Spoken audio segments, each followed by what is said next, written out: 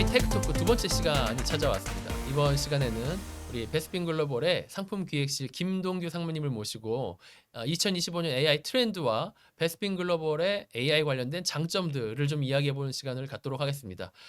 두 번째 시간을 열어주실 우리 김동규 상무님 인사 부탁드리고 자기소개도 같이 한번 좀 부탁드리겠습니다. 네, 안녕하세요. 저는 서비스 부문 상품 전략 기획실 김동규 실장입니다. 저는 2019년부터 AI 스타트업에서 부사장으로 재직을 하면서 AI 컨설팅 한 10여 차례 AI 컨설팅을 진행을 했었었고요. 그리고 제품으로는 MLOps 플랫폼을 만들어서 LLMOS까지 제품을 개발하다가 베스핀에 조인을 하게 됐습니다. 저는 이제 그 AI 관련된 일을 하게 되면서 사실은 너무나 좀 기술이 빨리 발전하고 있다고 생각을 하고 있습니다. 제가 2020년에 뭐 컨설팅에서 AGI 시대는 아마 2035년에 올 것이라고 했는데 사실 오늘 말씀을 드리긴 하겠지만 벌써 오늘 2025년 오늘에 와 있는 것 같습니다. 제가 지금까지 했던 경험들을 바탕으로 해서 여러 가지 경험들을 오늘 이 시간에 말씀드리도록 하겠습니다. 네, 아주 기대가 되네요. 자, 그러면 한번 본격적으로 이야기를 해볼까요? 네, 그러시죠. 지금 시장에서 제일 핫한 키워드들이죠. AI 관련돼서는 뭐 코파일럿이라든가 에이전트라든가 이런 단어들이 대부분의 기업들이 쓰고 있어요. 저희 베스핀 글로벌도 시장에서 그다음에 고객들이 인지하기 용이하도록 AI 에이전트와 그다음에 AI 코파일럿, 코파일럿 업무를 같이 지원하는 코파일럿을 준비하고 있다는 이야기인 거잖아요. 네, 그죠? 맞습니다. 음. 지금 현재 베스핀 글로벌은 MSP 전문 기업입니다. 사실 그러면은 MSP 기업으로서 가장 잘 할 수 있는 일들을 뭘까를 생각을 해보면 기존에는 이제 그 엔지니어들이 처리했던 다양한 클라우드 운영 관리 업무들을 AI를 통해서 자동화하고 그리고 또 사용자가 훨씬 더 쉽게 사용할 수 있게끔 하는 그런 AI들을 만들고 있고요. 이미 이제 그 프로토타입은 출시가 돼서 내부에서 이미 사용을 하고 있고 저희 생각으로는 올 6월, 빠르면 올 6월 아니면 3분기 내에는 실제로 상품을 출시해서 많은 기업 고객들에게 제품을 공급할 수 있을 것이라고 생각을 하고 있습니다. 오케이. 그러면 오늘 이야기를 본론으로 한번 좀 들어가 보도록 하겠습니다. 2025년도에 가장 핫한 AI 핫템 뭐예요? 아무래도 이제 시장에서 각광받고 있는 것은 아무래도 AI 에이전트라고 할 수 있을 것 네, 같습니다. 네, 네. AI 에이전트는 지금 작년까지는 간단하게 Q&A 업무를 처리한다든지 그리고 이제 민원 뭐 이제 공공기 같은 경우 민원에서 일반적으로 이제 정의되어 있는 답변들을 할 수 있는 데서 많이 적용이 되어 왔었습니다. 그런데 이제 올해부터는 이 단순하게 어떤 뭐랄까 사전에 의해서 답을 하는 것이 아니라 이제는 복잡한 업무를 처리할 수 있게 되는 멀티 에이전트 시스템으로 넘어가게 될 것입니다. 예를 들어서 AI는 지금 어떻게 보면은 AI 에이전트는 한 개 업무를 잘하는 데 좀 특화가 되어 있는데요. 앞으로는 에이전트들을 복합적으로 여러 개의 에이전트를 각각의 기능을 달리하는 에이전트를 사용을 해서 이들을 같이 묶어서 하나의 복잡한 업무를 처리할 수 있는 에이전트로 이제 발전하게 될 것이라고 예상이 되고 있습니다. 이게 사실은 그럼 그 가트너가 작년에 이야기했었던 머신 에이전트, 그러니까 기계 고객을 이야기하는 걸 수도 있는 건가요? 어, 에이전트를 위한 에이전트. 그렇게 되는 거죠. 그러니까 멀티 에이전티즘의 핵심이라고 볼 수 있는 것은 오케스트레이션이라고 이제 하게 되는데요. 어떤 이제 사용자의 어떤 요구를 받게 되면 이것을 처리하는 방법들을 고민하는 그러니까 오케스트레이션하는 에이전트가 이제 생기게 되고요. 그것이 각각의 특화가 된 에이전트들한테 업무를 하달을 해서 그것을 안정적으로 수행을 하고 그 결과를 받아서 최종적으로 사용자에게 최종 결과값을 주는 형태로 그래서 기존에는 그 할 수 없었던 복잡한 업무도 처리하게 됩니다. 예를 들게 되면 작년에 그 미국에 있는 그 하드웨어 회사인데요. 과거에는 이제 그 하드웨어 견적을 내고 오더를 내는 시스템들이 상당히 시간이 많이 걸리고 복잡했었다고 합니다. 그 이유는 뭐냐면 고객이 이래서 보면은 자기는 어떤 뭐 CPU가 필요로 하고 어떤 메모리가 필요로 하고 그다음 어떤 하드디스크를 쓰겠다라고 얘기를 할 수 있게 되는데 그렇게 되면은 이제 그 벤더 입장에서 봤었을 때는 재고도 확인을 해야 되고 그다음에 고객 요구사항에 맞는 제품들을 선정해야 되고 뭐 여러 가지 업무들을 처리할 수밖에 없게 됩니다. 그래서 그 전에는 모든 업무들을 사람들이 매뉴얼로 간여를 해서 처리하게 됐는데 작년에 그 멀티 에이전트 시스템 그래서 첫 번째로는 재고 확인 그다음에 고객 요구사항에 맞는 그런 제품을 이제 추천해 주는 시스템 그리고 그걸 조합을 해서 딜리버리 타임까지 계산해서 만들어낼 수 있는 복합적인 견적 지원 시스템을 만들어서 기존 대비 그 업무 생산성이 50% 정도 향상됐다고 이제 소개가 된 사례가 있습니다. 좀 이해를 쉽게 하려면 한 10여 년 전에 유행했던 RPA에 생성형 AI가 붙어서 스스로 이런 업무들을 처리하고 다니고 필요한 것들을 다 해결하는 문제 해결하는 역할이 늘어났다라고 보면 좀 이해가 쉬울까요? 맞습니다. 근데 이제 RPA하고 이제 생성형 AI하고 가장 큰 차이는 사람의 말을 이해한다는 것의 차이가 있습니다. RPA 같은 경우에는 사람이 이제 어떤 조건이나 아니면 수치를 집어넣어서 이를 그러니까 실행을 하게 되는데 이제 생성형 AI 같은 경우에는 대략적으로 이제 뭐 너의 이름은 뭐니? 뭐 내 이름은 뭐야? 그래서 다양한 언어로 이야기를 하더라도 그 맥락을 이해를 해서 그 목적을 정확하게 수행한다는데 그 가장 큰 차이가 있을 것 같습니다. 그러면 어쨌든 기존에는 룰 베이스, 규칙 기반으로 움직였었던 모든 업무 프로세스들이 이제는 본인들 스스로 의사결정하고 판단하고 말도 만들어내 가면서 필요한 소통을 하면서 움직인다. 그러니까 약간 이제는 사람이 사람과 일하는 것 같은 것과 많이 유사해졌다. 이렇게 이해하면 되겠네요. 예, 맞습니다. 지금 이제 사실 이제 그래서 어떻게 보면은 근본적인 변화가 있다고 생각이 되는데 현재까지는 사람들이 업무를 할 때 어떻게 보면은 이제 그 사람과의 커뮤니케이션을 통해서 했다고 하면 앞으로 같은 경우에는 AI랑 커뮤니케이션 하는 것이 매우 일상적이 될 가능성이 있습니다. 예를 들어서 제 딸만 하더라도 제 딸 같은 경우에는 아이패드를 활용하는 데는 익숙하지만 PC는 잘 활용하지 못합니다. 그 이유는 뭐냐면 그 아이들 같은 경우에는 아이패드나 터치로 해서 모든 것을 관리를 했었는데 PC에서 타이핑을 하는 것은 되게 어려워하거든요. 근데 이제부터 태어나는 세대들은 AI가 거의 이제 자기가 자라나면서부터 있기 때문에 이제는 AI랑 같이 일을 한다는 것이 어색하거나 그런 일들이 아니라 일상 일어나는 일들 그런 이제 세계로 이제 바뀌게 될 것이라고 생각을 하고 있습니다. 저도 되게 중요하다고 생각하는 이 포인트가 되게 중요하다고 생각하는데 결과적으로는 저희 같은 경우는 디지털 유목민이잖아요. 근데 지금 태어난 아이들은 디지털 네이티브 정말 원주민 같은 아이들이란 말이죠. 지금 이렇게 화면에 키보드로 했었던 이런 업무들이 앞으로는 그냥 정말 일상적으로 대화라든가 사람을 대하듯이 기계를 만지기 시작할 것 같아요. 그게 이제 자연스럽게 오늘 이야기의 그 첫 번째 주제로 넘어갈 것 같은데 현재는 LLM에 있었던 것들이 향후에는 LMM, 그다음에 LAM 이런 형태로 액션 기반의 어떤 방향성으로 계속 움직여질 거란 말이죠. 그러기 위해서는 첫 번째 저희가 넘어야 할 산 중에 하나가 멀티모달이잖아요. 네. 그래서 이 2025년도에 이 LLM이 어느 정도까지 발전을 해왔고 앞으로 어디까지 발전해 나갈 것인지에 대한 이야기를 좀 짚고 넘어갔으면 좋겠어요. 네. 지금 이제 제 기억으로는 2022년 한 11월 정도였던 것 그렇죠. 같습니다. 예, 그때 이제 GPT가 세상에 공개되면서 네. 세상이 발칵 뒤집혀졌었는데요.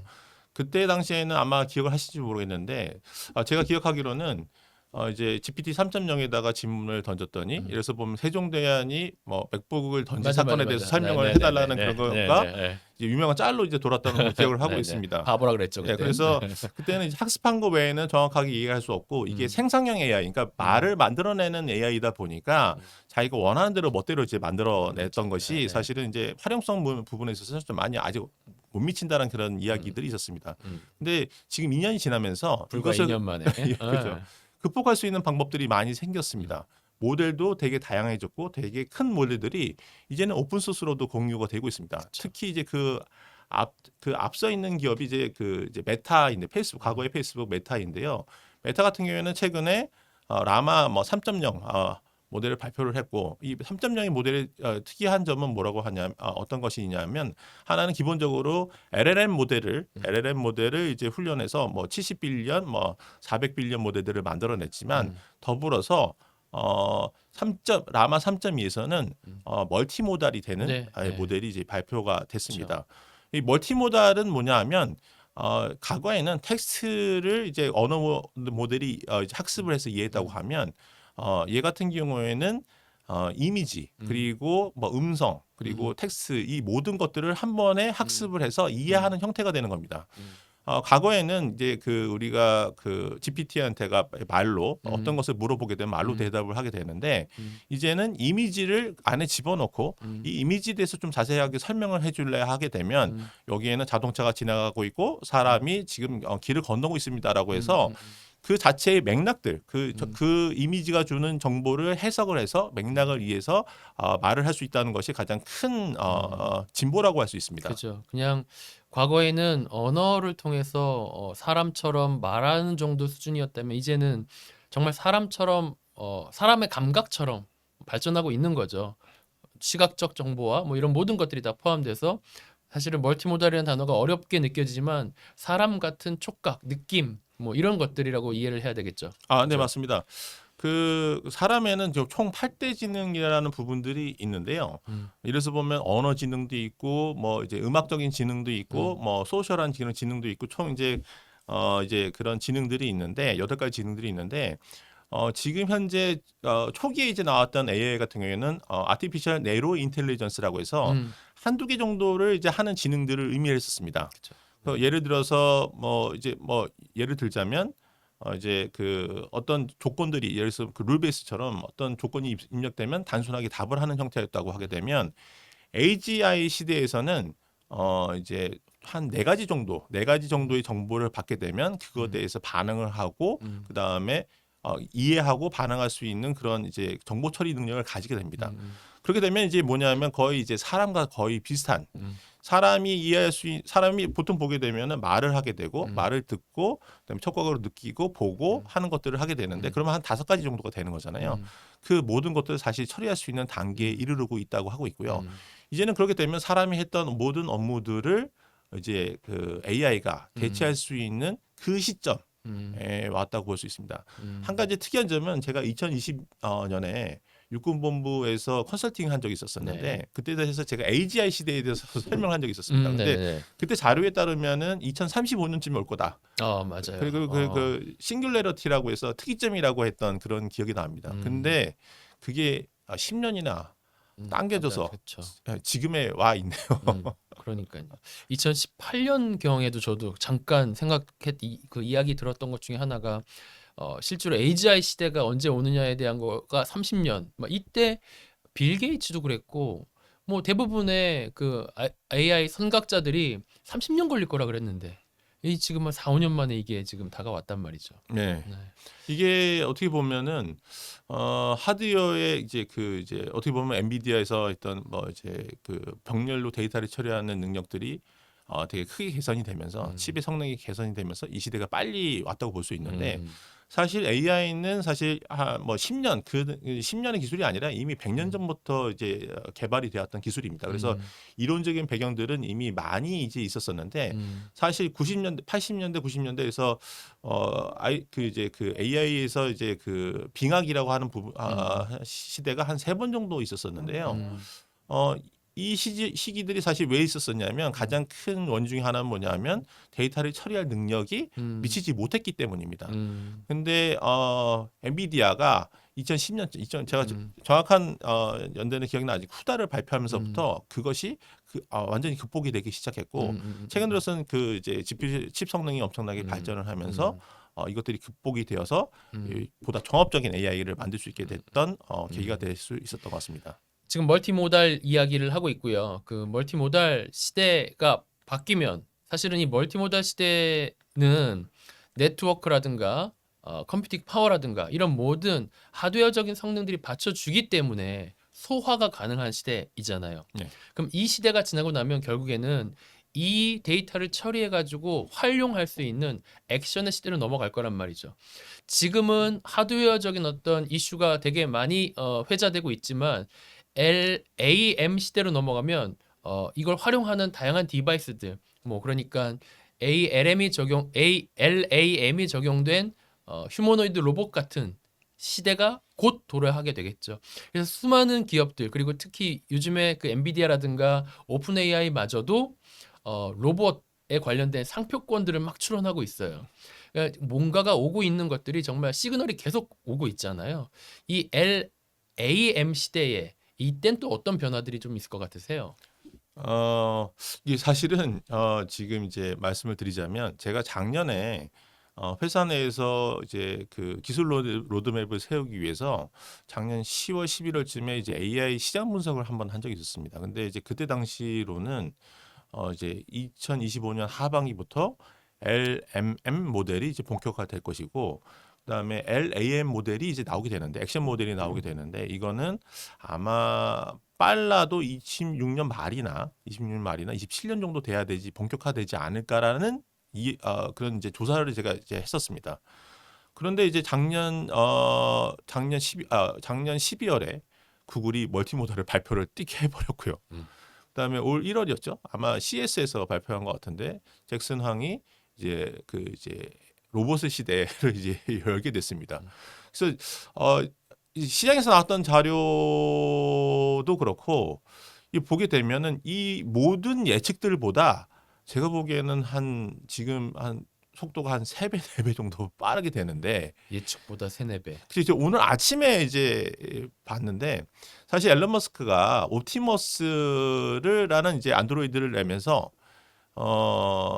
그게 이제 한 2만 불 되는 걸 만들겠다라고 이제 했었었는데 실제 가격은 실질적으로는 한 8만 불에서 10만 불 정도 된다고 합니다. 현재까지는.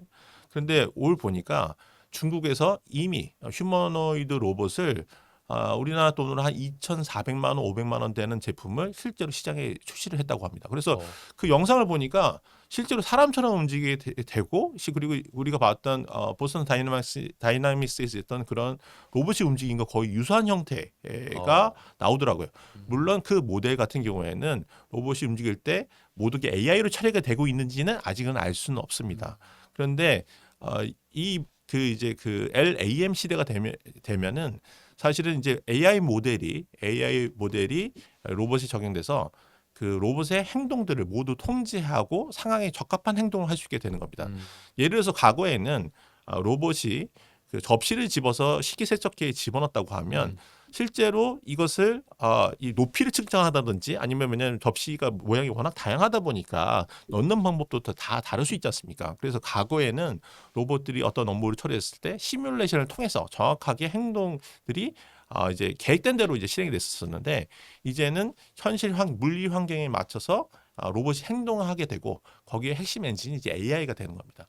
그래서 제 생각으로는 이미 엔비디아에서도 발표를 했었었고 실질적으로는 제 생각으로는 올해 말 정도가 되면 실제로 LAM 그 액션 모델이 탑재된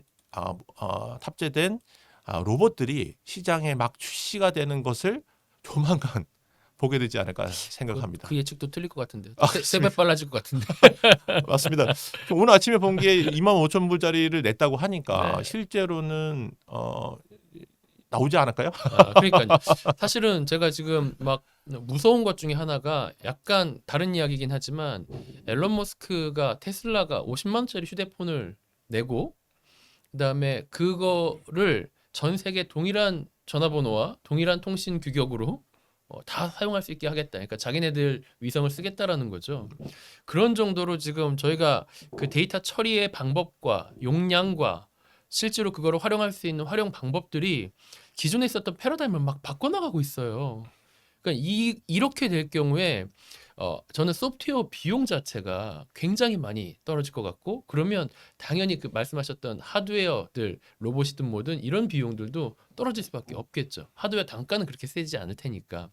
그러면 정말로 훅 하고 그냥 AI가 일상으로 들어올 것 같다는 생각이 들어요. 불과 1, 2년 안에도. 그런 느낌이 정말 요즘에 되게 많이 들고 있습니다. 말씀하셨는데 사실은 제가 이제 AI 관련된 업무를 한 6년째, 7년째 지금 이제 하고 있습니다. 처음 시작했을 때는 AI를 훈련을 할 때 이제 GPU가 워낙 비싸니까 GPU를 좀 활용률을 높이는 그런 이제 소프트웨어를 만들다가 이게 MLOps가 됐고 이게 이제 LLMOS를 발전하다가 이제 제가 베스핀에 오게 됐는데요. 이제 사실은 그 이제 뭐 MLOps나 이런 거 소프트웨어를 본다 하더라도 처음에 했던 분들은 그걸 만들기 위해서 엄청나게 많은 노력을 했는데 이제 그 외에 있는 부가 기술들이 계속 발전하다 보니까 후발주자일수록 그런 발전된 기술들의 효익을 받아서 더 빨리 발전하게 되는 그 형태가 되고 있고요. 지금 사실은 지금도 우리나라에서 지금 이제 그 딥시크 때문에 사실은 이제 뭐 모델을 만들자 하고 있는데 그것도 어떻게 보면 과거에 이제 그 오픈AI가 나오고 라마에서 오픈 소스가 이제 나오면서 사람들이 이것을 어떻게 만들지를 이해하게 된 것을 기반으로 하기 때문에 앞으로는 더 저렴한 비용으로 더 기술들이 더 빠르게 발전하는 형태가 될 것이라고 생각이 그렇죠. 됩니다. 아우 뭐 트렌드 관련된 이야기만 해도 한 몇 시간을 하겠네요.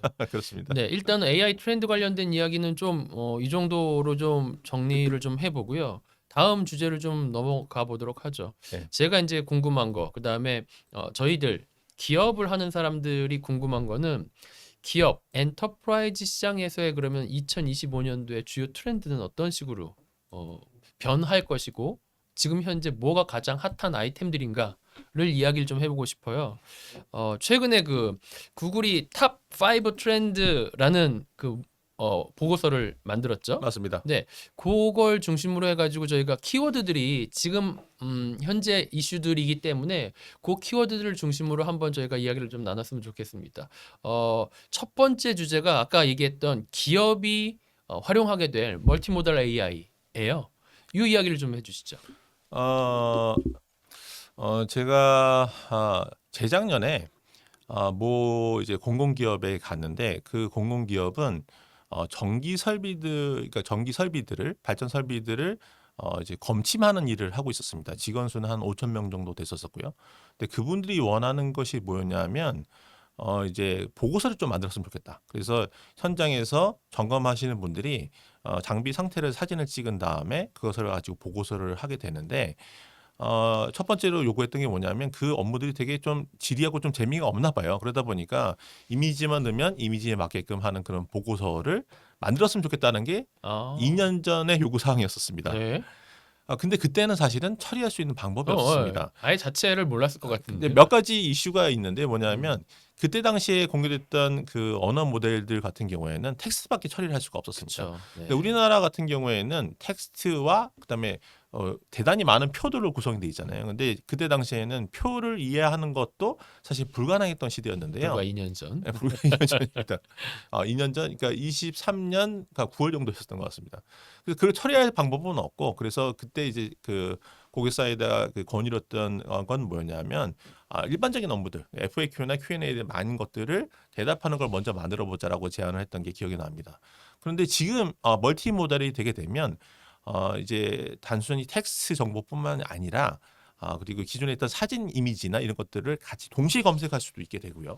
또 다른 한편으로는 자기가 이미지를 조사하게 되면 그것을 분석해서 거기에 맞는 현재 있는 사항들을 만들어낼 수도 있을 것 같습니다. 그래서 활용도는 정말로 무궁무진할 것 같고요. 다만 이 데이터들을 처리하는 방법들 그리고 훈련하는 방법들이 사실은 이제 조금 아직까지는 사람이 많이 개입을 하다 보니까 이런 부분에서는 좀 이제 실제 프로젝트를 만들어서 결과가 나오는데 시간이 많이 걸리겠지만 아마 올 하반기나 올해 말 정도가 되면 한두 기업들이 멀티모달을 활용해서 성과를 냈다는 그런 기사들을 볼 수 있게 되지 않을까 생각을 합니다. 앞서 저희가 얘기했던 것처럼 멀티모달, 사람의 모든 감각을 다 사용하는 것처럼 우리의 그 시스템들이 일을 하기 시작하니까 좀 더 풍성하게 이해하고 풍성하게 판단하고 그다음에 적합하게 대응하는 시대가 왔다라는 이야기로 이해가 되네요. 네, 맞습니다. 어, 보통 이제 말씀드렸던 대로 그런 이제 대규모 공공기관 같은 경우에는 한 부서에서 가지고 있는 문건이 보통 이제 그 보존을 오랫동안 하지 않습니까? 법적인 건 보통 5년으로 하긴 되는데 과거에 있는 기록들을 가지고 있는데 보통 보면 데이터들이 한 10만 건씩 있는 건 기본인 경우가 많이 있어요. 워낙 막 PDF부터 한글 파일 막 네, 그죠? 네. 근데 이제 그것들이 이제 있는데 쌓여 있어도 문제가 뭐냐면 활용할 수 있는 방법이 없는 겁니다. 그럼 어떻게 찾을 것이며 그리고 거기서 그 내가 원하는 정보를 어떻게 추출할 것이며가 사실은 대단히 어려운 일들이었는데요. 이제는 아마 조금 조만간에는 그런 것이 솔루션화돼서 될 것이고 그 솔루션이 이제 한두 산업에서 만들어지게 되면 범용 제품이 만들어져서 전 그런 기업들에게 적용될 수 있는 시대가 곧 올 것 같습니다. 그러면은 한마디로 지금 그럼 이 멀티모달 엔터프라이즈 멀티모달 AI는 맥락에 힘을 해방했다라는 네. 키워드로 좀 정의를 할 수 있을 것 같네요. 네, 맞습니다. 구글에서도 딱 그 부분을 언급을 했고요. 음, 아마 이제 그 작년 12월에 제미나이 2.0을 구글에서 발표하면서 올해 이제 안드로이드 폰에 제미나이 2.0을 다 이제 신겠다고 했는데요. 음, 이제 사람들은 이제 과거에는 이제 AI한테 말해서 대답을 제대로 하는 것도 되게 신기했던 시대가 있었었는데 이제는 자기가 예를 들어서 보면 거리에서 사진 찍고 나 어디로 가야 돼 물어보게 되면 그것을 어, 현지 위치를 확인을 해서 대답해 줄 수 있는 그런 기술이 이미 이제 그 되게 실용화 단계에 있다고 생각을 합니다. 아마 이제 일반 핸드폰에서 그렇게 사용이 된다고 하면 기업들에서도 그 수준의 요구들을 하게 될 거고요. 저희 베스핀 글로벌 같은 이런 소프트웨어 서비스 회사들에서는 그런 고객 수준을 맞추는데 상당히 좀 쉽지는 않지 않을까 생각이 듭니다. 참고적으로 이제 멀티모달의 시대라고 하는 것은 이제 사람처럼 거의 이해를 하고 판단을 하고 그다음에 결정할 수 있는 시대라고 볼 수 있을 것 같고요. 그래서 우리가 그 이제 기계는 이게 안 돼라는 어떤 선입관이 있었다면은 그것을 다 그런 선입관들을 다 무너뜨려 버리고 이제 기계와 AI와 같이 할 수 있는 일들을 새로 인식하고 설정하는 것이 필요하지 않을까 생각을 합니다. 그러면은 기업이든 기관이든 이 멀티모달 시대를 준비하는 방법은 지금 말씀하셨던 것처럼 기계와 함께 할 수 있는 일을 재정의하고 그러려면 내부에 있는 직원들의 AI 성숙도가 굉장히 올라가야 되겠네요. 단순히 활용하는 거에만 그치지 않고 이걸 어떻게 써야 될지에 대한 교육, 내부적인 교육이라든가 그 인지도를 확실히 높여 나가야 되는 것도 되게 큰 숙제겠어요. 아마 이제 기업 입장에서 봤었을 때는 AI가 본격적으로 이제 기업의 여러 기능들을 담당하게 되면서 아마 첫 번째로 봤을 때는 아마 갈등이 있을 수도 있을 것 같습니다. 뭐냐면 사람들이 자기 일이 뺏기는 것이 일자리가 뺏기지 않은가라는 그런 두려움을 가지게 될 수도 있는데요. 이건 사실은 이렇게 생각합니다. 기술이 발전하게 되면 과거에 이제 그 영국에서 이제 산업혁명 시대 러다이트 운동이라고 해서 노동자들이 기계를 막 파괴했던 시대가 있었는데요. 그런 갈등들은 기술 발전이 있으면 계속 있어 왔던 것 같습니다. 그런데 제가 보기에는 이것도 어떻게 보면 긍정적으로 바뀔 여지가 있다고 생각이 들고요. 그리고 기업에서는 사실은 기업에서는 정확한 업무 수행을 요구를 하게 됩니다. 근데 이제 사람이 그것을 관제하지 않는다고 하면 AI가 사실 할루시네이션이라는 그런 이제 오류를 범할 수도 있는 여지가 있다 보니까 사실은 AI가 모든 것을 자동화한다 하더라도 그것을 책임지고 승인하는 것은 사람이 지속하게 될 것입니다. 그러니까 너무 두려움을 갖지 않고 이제 AI 기술들을 내 업무에 어떻게 적용할 수 있는가를 긍정적으로 적극적으로 찾아볼 필요가 있다고 생각합니다. 뭐 예를 들어 기업의 교육 부서라든가 HR 부서는 이것들을 받아들이기 위한 준비를 할 수 있는 만한 다양한 기반을 마련해 줘야 되는 거고 실제로 업무를 수행하는 담당자들은 이걸 어떻게 활용할지에 대한 고민을 같이 적극적으로 해야 되고 조직 전체가 다 같이 고민을 해야 될 수밖에 없는 문제이겠네요. 맞습니다. 지금 당장 그 당면한 그 이제 기업들은 이제 이런 것들이 제가 일반화 될 거라고 생각합니다. 예를 들어서 저도 베스핀에 들어와서 이제 그 피플 서비스 팀에서 이제 제가 이제 입사 교육을 이제 받았었습니다. 그래서 이제 뭐 이제 직원분이 이제 안내를 해줬었는데 앞으로는 그것도 AI가 하지 않을까 생각이 들고요. AI가 만들어 놓게 되면 되게 전문적으로 되게 여러 영역에서 잘 설명할 수 있기 때문에 이제 예를 들어서 뭐 그런 인사팀이나 이런 조직에서도 AI를 활용해서 내 업무들을 얼마나 더 효율화, 생산성을 높일 수 있을까라는 고민들을 이제 본격적으로 하게 될 것 같습니다. 저희 같은 경우는 되게 지금 벌써 뭐 3PO가 많이 그런 업무를 대체해주고 있죠. 네네네. 자, 그러면 멀티모델 AI에 대한 부분은 그렇고 사실은 저 개인적으로는 제일 오늘 이야기가 제일 길 것 같은 이야기, 네, 에이전트 이야기를 좀 해보죠. 제가 한 20년 전에 빌 게이츠가 했던 얘기가 기억이 나요. 앞으로 미래에는 컴퓨터가 개인 비서 역할을 할 것이다라고 인터뷰를 했던 게 거의 20년 전이에요. 그 키워드를 제가 한 10여 년을 잊고 살다가 최근에 이제 젠 AI가 다시 나오면서 이 에이전트란 이야기, 비서란 이야기가 확 다시 올라오기 시작했고 그거를 제일 빠르게 적용해서 뭔가 막 해내려고 하는 기업이 마이크로소프트였어요. 그래서 빌 게이츠가 그때 그거를 아직도 계속적으로 뭔가 디벨롭을 하고 있었구나라는 생각이 들거든요. AI 시대, 젠 AI 시대가 와서 제일 핫한 아이템 중에 하나는 AI 에이전트입니다. 이 AI 에이전트 이야기를 좀 나눠보고 싶어요. 챗봇에서 멀티 에이전트로 지금 진화되고 있습니다. 어떻게 보시는지요?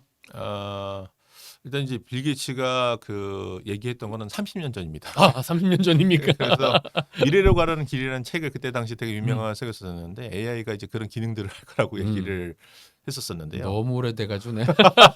그런데 저도 그때 대학생 때였나 아마 그렇게 봤던 것 같은데 그게 현실이 이렇게 올 줄은 저도 잘 몰랐습니다. 그럼 윈도우를 만들고 OS를 배포할 때부터 그 생각을 했었다는 그런 얘기죠. 청사진이 있었던 거죠. 와. 청사진이 있었던 거고 그게 이제 현실화된 거죠. 음. 이제 기업들이 아까 전에 말씀드린 대로 기업이 이제 여러 업무들을 이제 사용할 수 있게 되는데 그러면 현실적으로 AI 에이전트를 기업 내에서 적용할 수 있는 방법이 뭘까를 생각을 해보겠습니다. 첫 번째로는 이제 AI 에이전트들을 지금 현재까지 저희 헬프나우도 마찬가지인데 거기 원하는 AI 에이전트를 만들 때 가면 저희 이제 엔지니어 분들, 개발자 분들이 거기서 가서 원하는 요구사항을 받아서 그 AI 에이전트를 만들어 가지고 제공을 했었습니다. 근데 앞으로는 AI 에이전트를 요구하는 기업들이 너무 많아질 겁니다. 거의 모든 기업들이 AI 에이전트를 만들어서 내 업무에 적용하고 싶어라고 해서 이제 그게 법령적으로 완전히 이제 장착이 되기 전까지는 한 2, 3년 정도는 3, 4년 정도는 AI 에이전트를 많이 만들어야 될 텐데 사람의 수는 제한적이지 않습니까? 그럼 이제 어떻게 이 요구를 이제 처리할 수 있을까요? 제가 생각하기에는 AI 에이전트 플랫폼을 만들어서 이 플랫폼에서 기업의 현업 전문가들이 자기가 알고 있는 지식들을 AI 에이전트에 입력을 하고 간단하게 저장을 해서 이것을 활용하는 형태가 되지 않을까 생각을 합니다. 그러면 마치 스마트폰 시대에 앱스토어 같은 거를 거기에서 모든 것이 만들어지고 거기서 뭔가 배포가 되고 거기에서 소비가 되는 것처럼 기업 내부에다가 AI 에이전트 스토어 같이 네. 플랫폼을 먼저 만들어 놓고 거기에 업무별로 이렇게 에이전트들을 쭉 꽂아 놓는 그리고 활용해서 쓰겠다 이런 생각이신 말씀이시죠? 아니 맞습니다. 네네네. 이제 과거에 제가 얼마 전에 삼성 ERP 관련된 얘기를 어디서 보다 보니까 삼성이 90년대에서 2000년 넘어가면서 글로벌 기업으로 성장을 하면서 제일 먼저 바꿨던 것이 이제 그 ERP 시스템이라고 합니다. 기존에 있던 그 정보 시스템으로서는 글로벌 경영을 할 수 없기 때문에 그때 이제 되게 어렵게 셉 이런 것을 이제 셉 ERP를 도입을 해서 글로벌 경쟁력을 갖췄다고 하게 되는데요. 그때 상당히 많은 어려움이 있었다고 합니다. 왜냐하면 셉 ERP 같은 경우에는 독일이나 뭐 전 세계를 기반으로 해서 이제 그 업무를 기반으로 해서 만들어진 시스템인데 한국적 상황이 많이 달라졌을 거지 않습니까? 그래서 이것을 쿠스터마이징하고 맞추는데 조직도 바꿔야 되고 했었었는데요. 앞으로는 그러지는 않을 것 같습니다. 앞으로는 플랫폼에서 고객이 원하는 에이전트를 직접 쉽게 만들어서 그것을 활용하고 재활용하고 그다음에 유사한 것들도 만들어서 복사해서 사용할 수 있고 하는 말씀하셨던 그 앱스토어에 여러 가지 에이전트가 있고 그러면 이래서 보면 내가 인사 업무를 하고 있는데 인사 업무에서 교육을 담당하고 있고 그다음에 무슨 임금을 처리하고 있어. 그렇게 되면 유사 업무들 같은 경우는 에이전트를 복사해서 조금만 트레이닝을 시켜서 쉽게 사용할 수 있는 형태로 바뀌지 않을까 생각이 들고요. 기업들은 이제 복합적인 그런 더 많은 AI 에이전트의 요구사항을 처리하기 위해서 AI 에이전트 플랫폼을 도입을 하고 그래서 직원들이 교육을 통해서 자기 업무들을 AI 에이전트로 이제 녹여 넣고 그리고 그것을 활용하고 하는 시대가 곧 올 것이라고 생각합니다. 완전히 패러다임 시프트 되겠네요. 네, 내가 맞습니다. 필요한 업무를 찾아가서 갖고 온 다음에 나에게 맞춰서 커스터마이징하고 일을 하고 조금 더 업그레이드된 에이전트를 또 올려놓고 네, 뭐 이런 맞습니다. 형태가 되겠네요. 근데 그런 것이 일상화가 될 되겠대요. 거고요. 그렇죠. 그리고 이제 기본적으로 이제 뭐 뒤에서 또 설명이 될 것 같은데 우리는 사실은 이제 어떤 업무를 처리할 때 가장 최신화된 정보를 기반으로 해서 이제 답을 해야 되잖아요. 그렇게 되면 이제 우리가 근무 시간이라고 본다고 하면 뭐 8시부터 6시까지 한다고 하면 근무 시간에는 현재 기존에 이제 학습된 걸로 AI 에이전트가 업무를 처리하다가 밤 시간 되면 오늘 이제 새로 만들어진 문서들을 다시 학습해서 업데이트된 정보로서 내일부터 서비스할 수 있는 그렇게 되겠네요. 그렇게 되는 체계가 음. 이미 이제 구현이 되어 있는 것 같고요. 음. 그리고 이제 그거를 이제 각 업무에 맞춰서 적용되는 적용이 되어 갈 것 같습니다. 그래서 최근에 그 예전 방식의 스탠드얼론 방식의 수많은 소프트웨어들 아까 말씀하신 SAP마저도 SaaS로 서비스를 전환하고 그걸로 다시 업그레이드를 하라라고 고객들에게 일로 오세요, 일로 오세요 이렇게 손짓을 하고 있는 거군요. 맞습니다. 제 아시는 분이 사스에서 셉에서 근무를 하시는데 고객들이 이제 사스로 이제 전환이 되긴 했지만 금액을 많이 올려서 원성이 좀 잦다고 하더라고요. 뭐 어쨌든 간에 지금 같은 시대라면 바로바로 그냥 자기들이 만들어서 써버릴 가능성이 농후한 거죠. 네, 그렇게 될 거고요.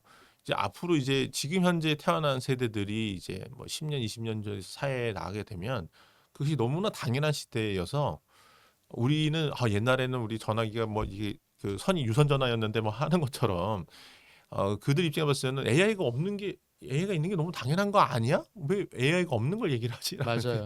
그런 맞아요. 겁니다. 그래서 사회도 그렇고 음. 기업도 그렇고 그런 환경으로 완전히 변화할 것이다. 맞아요.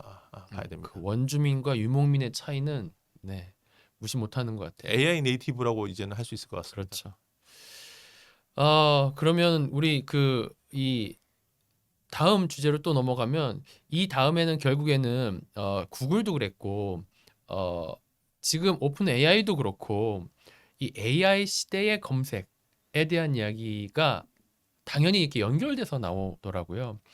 어쨌든 간에 이 에이전트를 이용하는 방법도 그렇고 기업이 AI 전체를 활용하기 위해서는 실질적으로 지속적인 검색과 이걸 통한 어떤 액션 이런 것들이 계속 반복돼야 될 텐데 엔터프라이즈용 검색 요건 어떻게 바뀔 것 같으세요?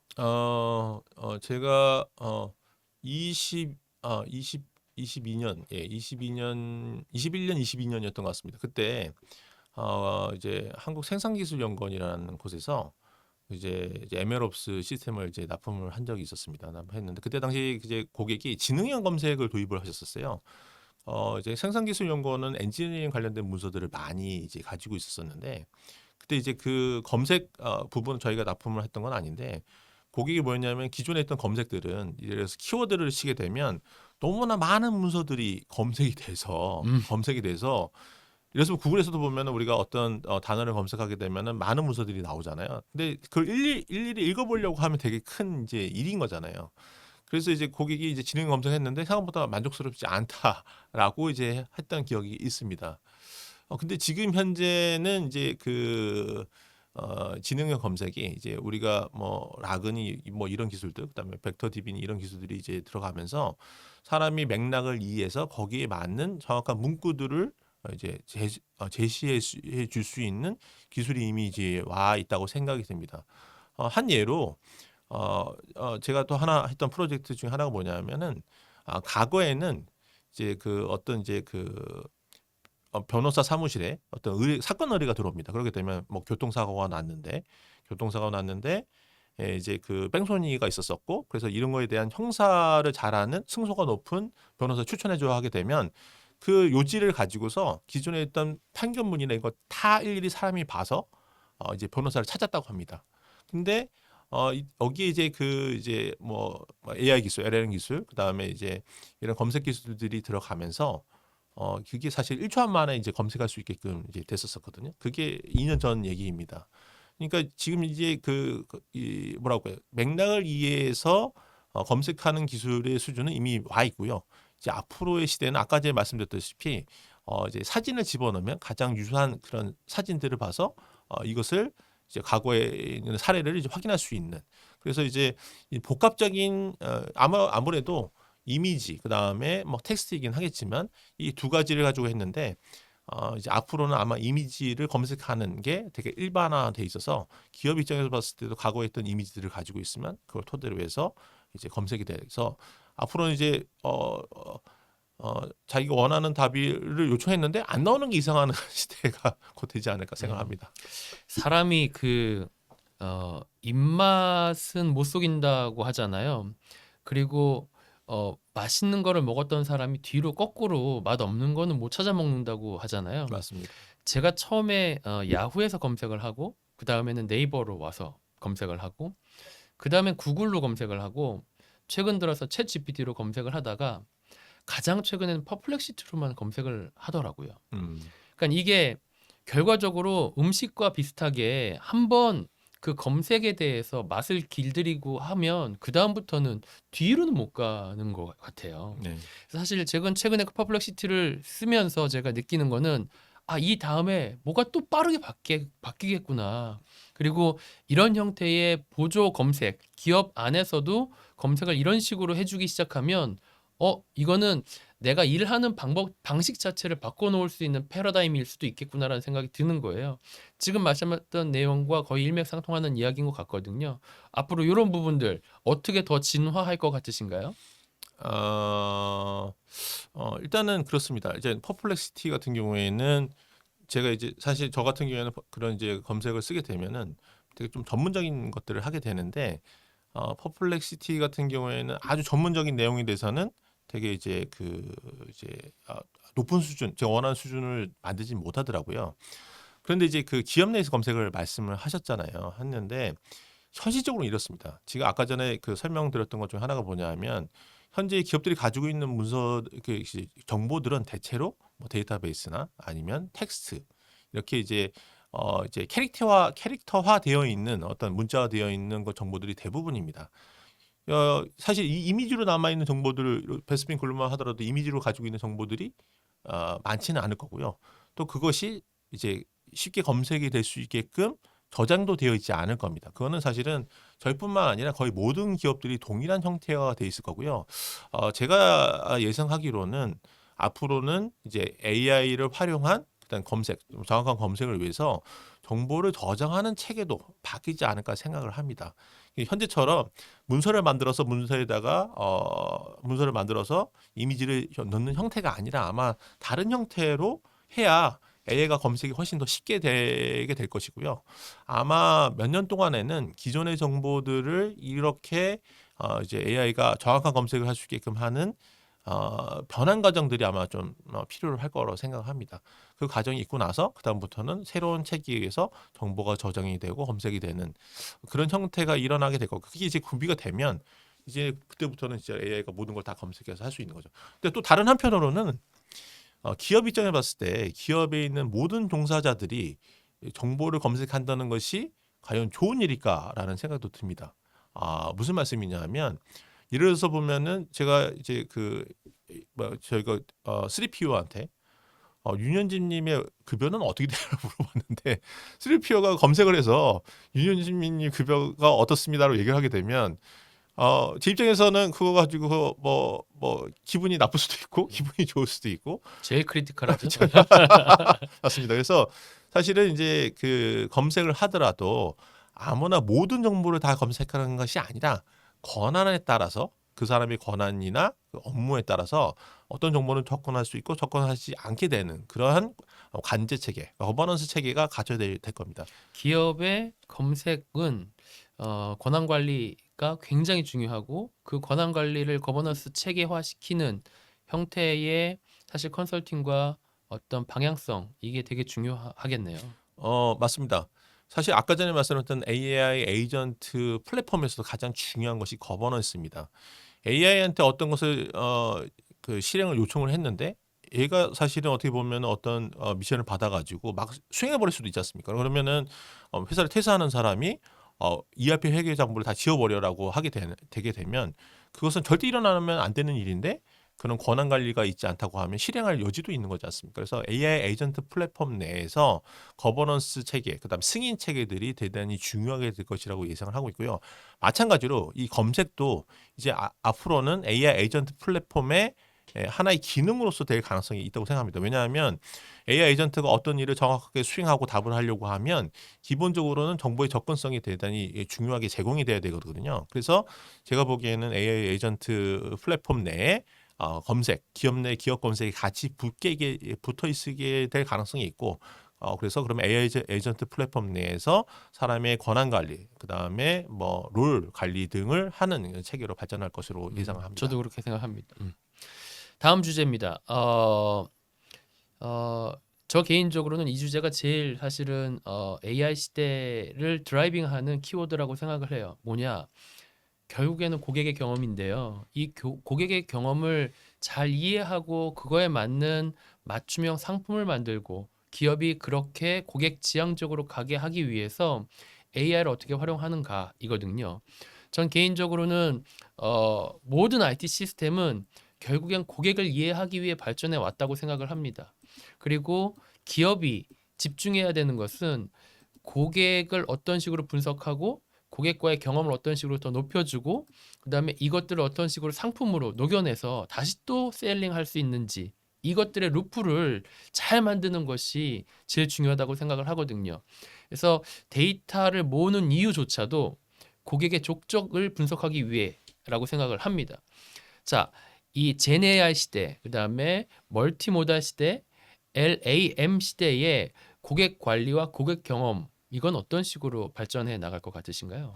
어, 어, 이제는 이제 그 우리가 그 챗GPT를 쓰게 되면은요, 제가 문의했던 질문들의 기록들이 남아 있고, 남아 그걸 근거로 해서 물어보게 되면 되게 전문적으로 할 수 있습니다. 제가 아는 뭐 이제 회사의 대표님은 지금 현재 거의 혼자 계시거든요. 근데 과거에는 사실은 인사 업무를 처리하려고 하면은 사실은 인사 업무, 총무 업무 다 처리하려고 하면 되게 힘들었잖아요.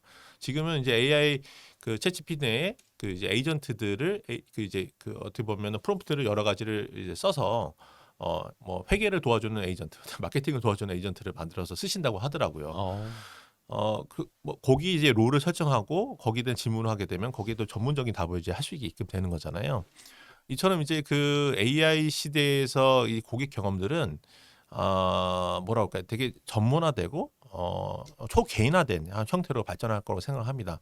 AI는 이제 앞으로 당신이 이렇게 고객이 원하시는 이야기했던 모든 이야기들을 다 기록을 하고 있습니다. 그래서 롱텀 메모리라고 하게 되는데 모든 맥락을 이해하고 있어서 이래서 보면 제가 이제 저는 뭐 솔직하게 말씀드리자면 제가 이제 와이프한테 가끔 손으로 편지를 써주는데요. 우와. 편지 써주는데 사실 편지를 쓴다는 게 손으로 편지를 쓴다는 게 좀 이제 어떻게 보면은 되게 고민을 많이 해야 되잖아요. 근데 이제 솔직히 말을 빌려서 말씀드리면 AI 그 이제 뭐 챗GPT한테 내가 이런 이야기를 하고 싶은데 또 내가 이런 일을 사과하고 싶어라고 하게 되면 그걸 이제 편지 써주지 않습니까?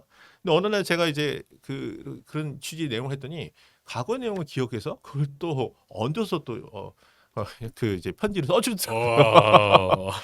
그래서 이제 고객이 이제 AI 에이전트를 이제 사용하는 경험이라고 하게 되면 초개인은 그 사람의 모든 것을 속속들이 알고 있고 그 사람이 원하는 바에 말을 완전히 맥락을 이해를 해서 원하는 답을 아주 해줄 수 있는 형태가 될 것이라고 생각합니다.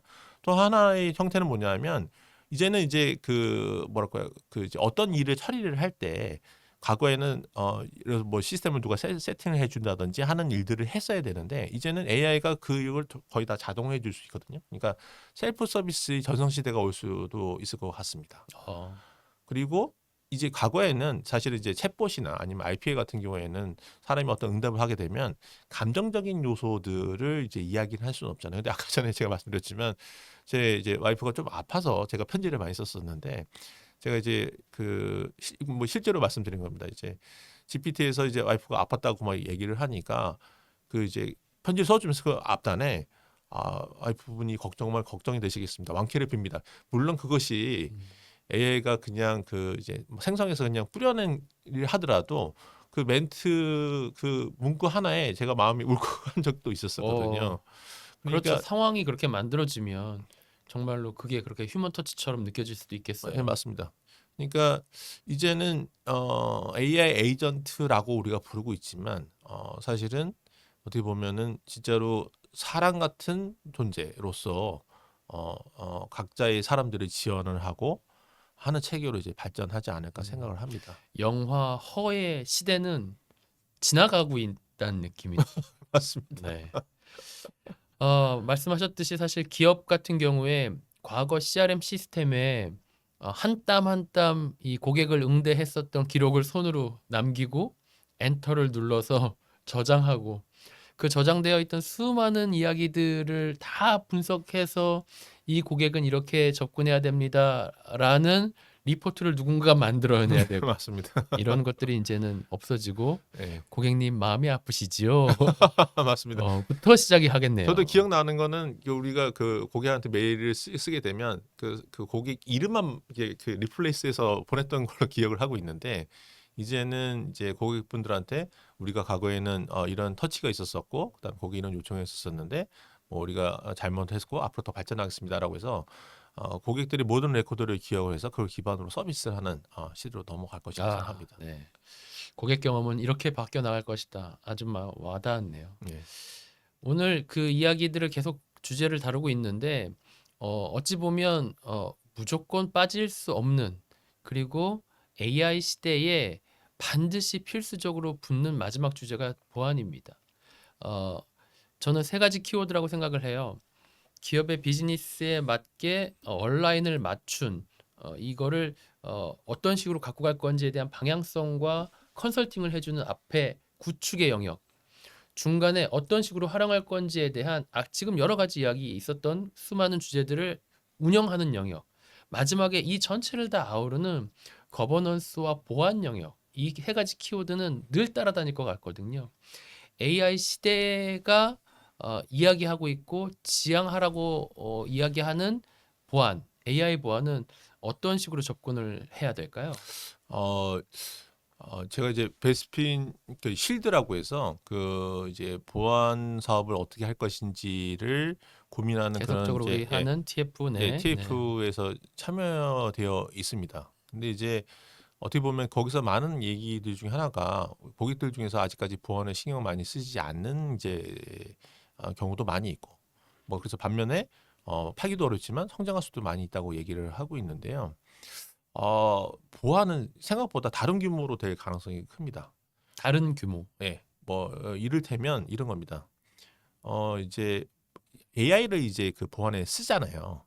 그러면 사실은 공격하는 입장에서 봤었을 때는 AI를 쓸까요, 안 쓸까요?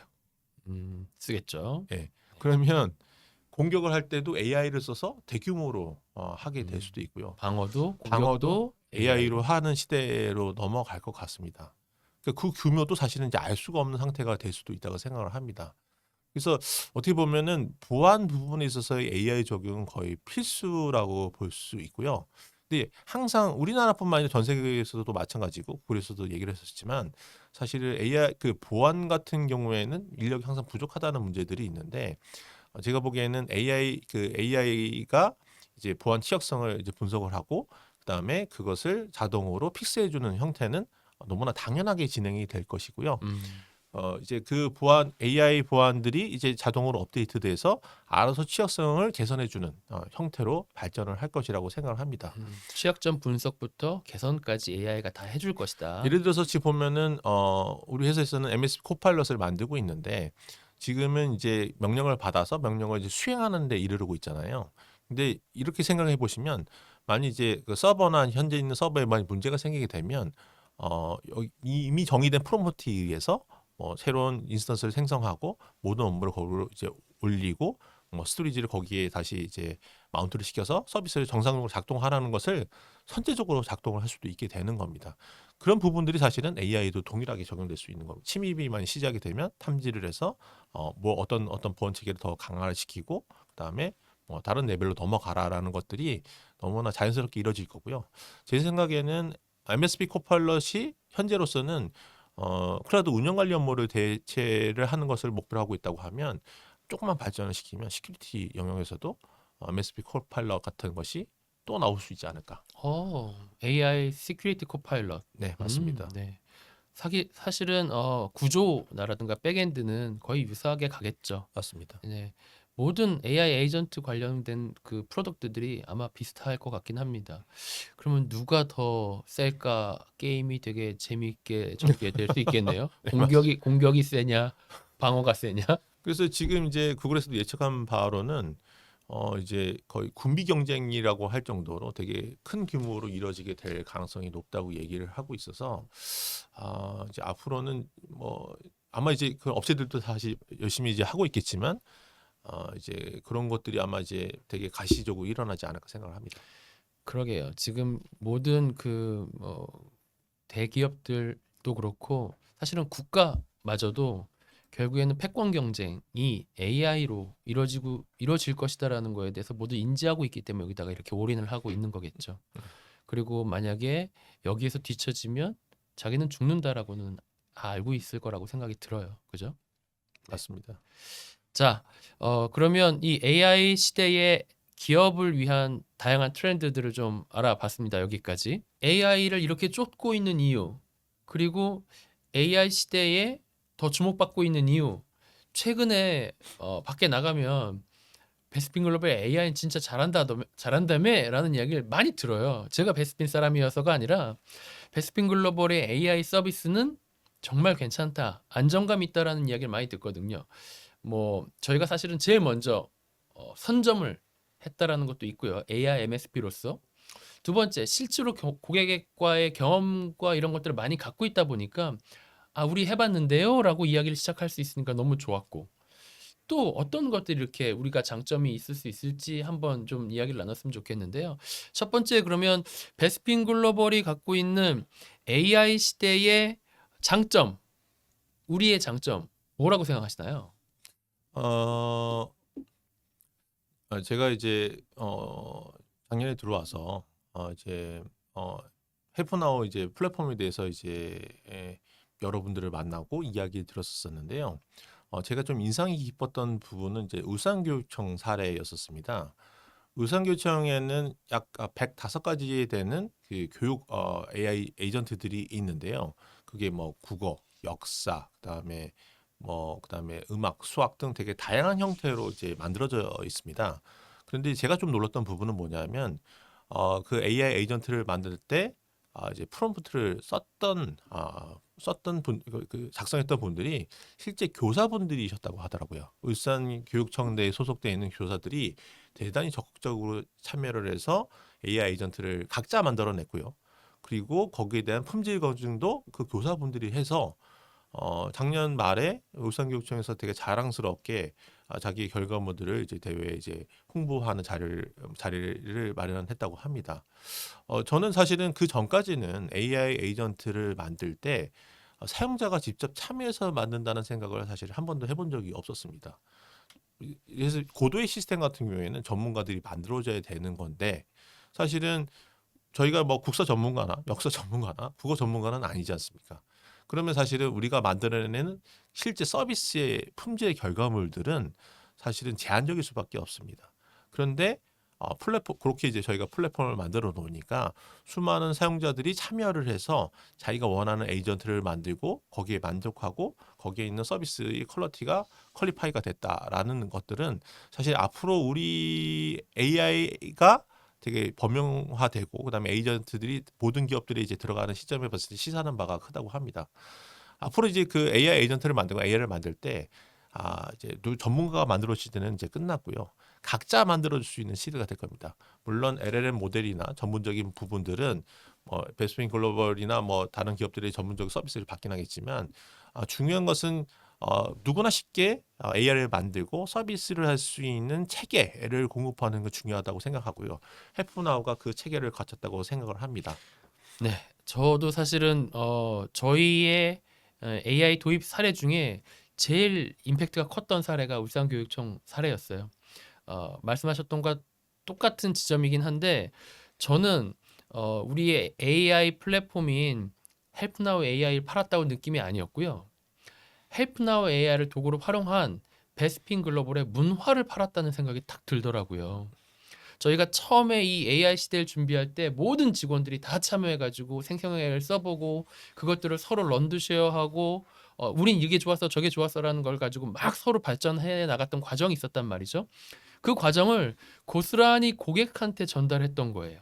그리고 거기에서 성장했었던 우리의 모습처럼 선생님들 한 사람 한 사람들을 AI 트랜스포메이션 시켰다는 거죠. 그리고 그들이 헬프 나우라는 어찌 보면 생성형 AI 도구를 활용을 해가지고 학생들을 가르칠 수 있는 시나리오를 만들고 그 시나리오 베이스의 프롬프트를 가지고 직접 에이전트를 만들어 보는. 저는 그래서 우리 아이의 AI 그 시스템에 들어가서 세종대왕이랑 대화하는 걸 굉장히 즐거워합니다. 그 세종대왕 에이전트를 만드신 선생님 아주 그냥 칭찬해. 그러면은 앞으로 베스핀 글로벌의 AI 관련된 비즈니스들은 어찌 보면은 프로덕트를 판매하고 서비스를 판매하는 것 플러스 어떤 문화를 개선하고 교육을 관장해주고 그것들을 계속 끌고 가줄 수 있는 체계를 만들어주는 거로 더더욱 발전할 것 같다는 생각이 듭니다. 그죠? 네, 이 실질적으로 저희가 울산교육청에서 이제 그 고객들이 직접 참여해서 좋은 결과를 만들어내면서 2025년 AI 플랫폼, AI 에이전트 플랫폼을 만드는 데서 그런 로드맵에 그런 부분들을 상당히 많이 반영을 했습니다. 그래서 사용자가 직접 이제 그 AI들을 구성을 만들어낼 수 있고요. 프롬프트를 뭐 제어해서 할 수 있고, 그다음에 만들어낸 에이전트를 또 다시 배치를 해서 복합적인 업무를 처리할 수 있게끔 하는 그런 체계를 현재 만들고 있고요. 그리고 이제 말씀드렸다시피 여러 정보 소스에서 검색이 되긴 되는데 그것이 거버넌스가 돼서 사람들의 롤이나 역할에 따라서 정보가 차등적으로 제공되고 액세스되고 처리가 될 수 있는 체계를 현재 구성해서 개발을 하고 있는 상황입니다. 오늘 우리가 얘기했던 모든 것들을 지금 울산교육청이 하나씩 하나씩 수행하고 있는 거네요. 울산교육청 바탕으로 해서 2025년에 있는 AI 에이전트 플랫폼을 현재 그렇게 만들고 있고요. 저희는 사실은 AI 에이전트, 그러니까 울산교육청 사례에서 봤었을 때 그게 사실은 기업에서 일반적으로 사용될 2, 3년 동안 사용될 모습이라 생각을 하고 있고 그것을 기반으로 해서 사실 우리 플랫폼들을 확장해 나갈 예정입니다. 거기에는 말씀하신 대로 그런 문화, 선임 선생님들이 직접 참여했던 문화 그리고 베스피니어들이 참여해서 막 학습하고 있던 문화들이 고스란히 반영이 되어 있다고 저는 생각을 합니다. 다음 시간에 울산교육청 이야기를 좀 더 우리 깊이 있게 좀 해봐야 되겠는데요. 누구 섭외해야 될지 제가 고민을 좀 해보겠습니다. 말씀드리겠습니다. 네, 그러면은 지금 저희가 이야기한 것과 같은 베스핀 글로벌의 어떤 강점과 특징들이 있단 말이죠. 이게 어떻게 시장에서 경쟁력을 가질 수 있을 것 같으신가요?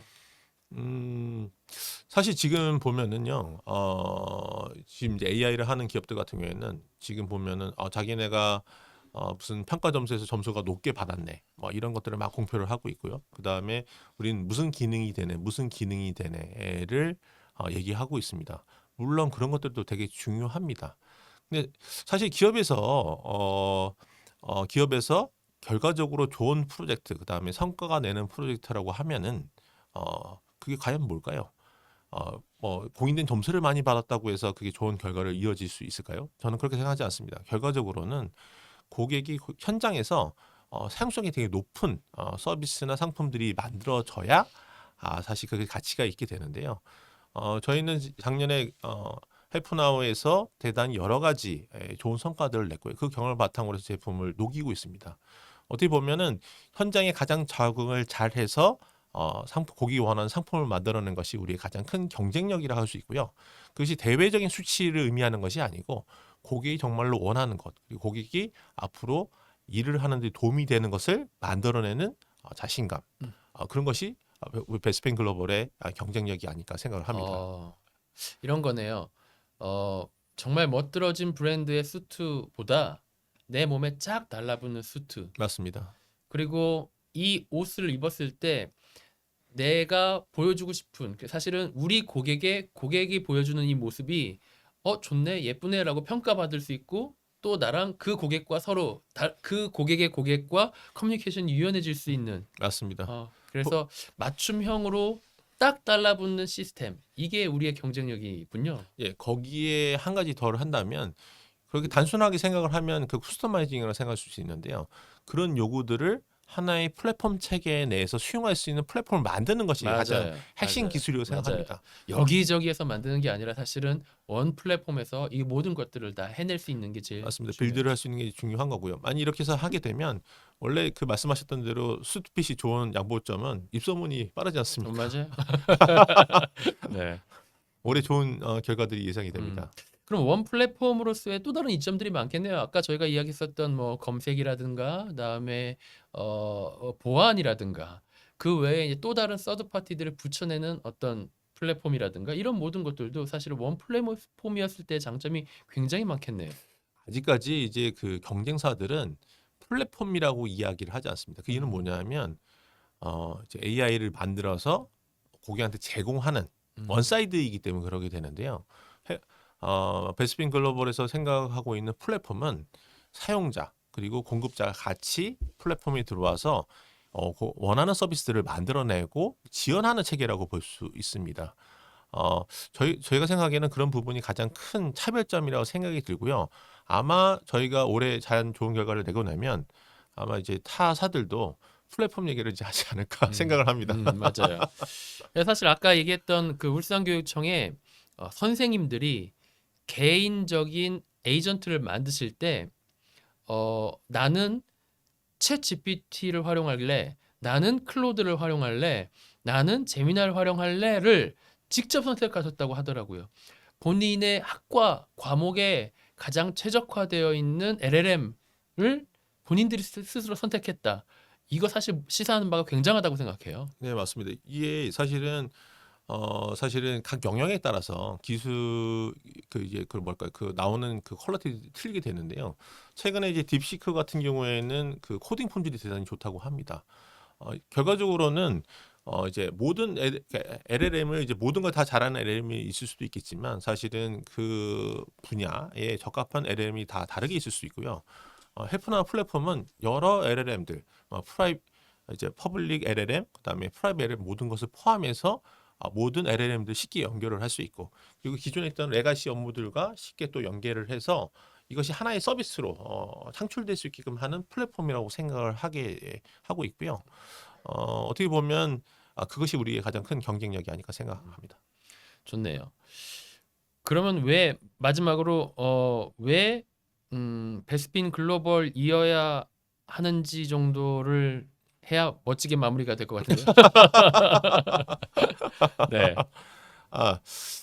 제가 베스핀 글로벌에 들어와서 되게 인상적이었던 저는 작년 8월에 입사를 해서 지금 한 6개월이 됐나요? 되게 시간이 오래 간 것 같은데 되게 인상적이었던 부분들은 모든 분들이 대단히 열정적으로 일을 하신다는 부분이었었어요. 왜냐하면 이제 그 보통 회사들에서 보게 되면 좀 어떻게 보면은 좀 뭐라 볼까요? 그 좀 매너리즘에 빠진다고 그런 것들이 많이 있고 베스핀도 이제 거의 10년이 되어가는 회사이다 보니까 그런 게 있지 않을까 생각했는데 어떤 미션들이 떨어지면 모든 구성원들이 정말로 열심히 그것을 수행해내려고 노력을 하시더라고요. 어떻게 보면 그런 열정들이 현재 고객이 그런 어떤 좋은 평가들을 만들어내고 있지 않은가 생각합니다. 열정. 아니야. 근데 이제 그런 열정이 이제 베이스가 돼 있고요. 기본적으로는 제가 또 인상적이었던 부분은 런두쉐어. 사실은 이제 우리가 만들어놨던 것들을 다른 사람한테 공유하는 것을 꺼리낌이 없고 타 회사에서는 사실은 뭐 제가 솔직하게 말씀드리면 이런 게 있어요. 이 직원이 막 공부를 열심히 해서 자격증 따잖아요. 그러면은 뭐 중소기업 입장에 봤을 때는 직원들이 다른 회사 가지 않을까라는 두려움이 가장 크거든요. 근데 저는 좀 베스핀에서 놀랐던 게 그런 거 전혀 고르지 않고 일단 배우는 게 일단 회사를 위해서 남고 너를 위해서 남는 거다라는 그런 문화들이 되게 확산되어 있고 그게 너무 당연하더라고요. 그냥 오죽했으면 우리의 정체성이 런드시어 아니. 맞습니다.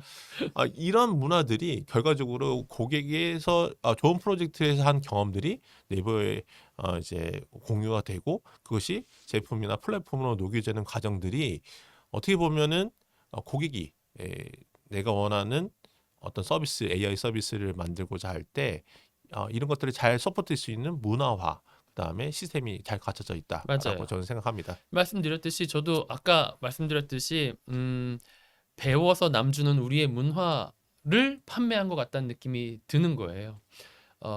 스타벅스의 초록색 가운을 딱 입는 순간 이 바리스타가 처럼 보이잖아요. 네.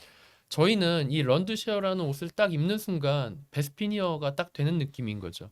그 베스피니어를 사람들이 높이 평가해주고 그들이 만들었다고 하니 좋겠네 라는 평가가 나오고 있는 것 같다는 생각이 들고 AI 시대에 이게 빛을 발하고 있다는 느낌이 듭니다. 물론 이 속도전은 힘들어요. 너무 빨리 바뀌고 있죠. 그렇죠. 오늘 엄청 긴 시간 동안 AI 트렌드와 그다음에 우리의 사례 그리고 그거를 높이 평가해주는 여러 고객사들이 바라보는 베스핀의 장점, 우리의 어떤 특징 이런 것들을 많이 설명해 주셨는데요. 앞으로 이 텍톡 베스핀 AI 텍톡에 좀 자주 등장을 해주셔서 우리 이런 이야기들을 좀 많이 나눠주셨으면 감사하겠습니다. 네. 초대해 주셔서 너무 감사하고요. 사실은 이제 요거 말고도 재밌는 이야기들 많이 할 수 엄청 있는데 많죠.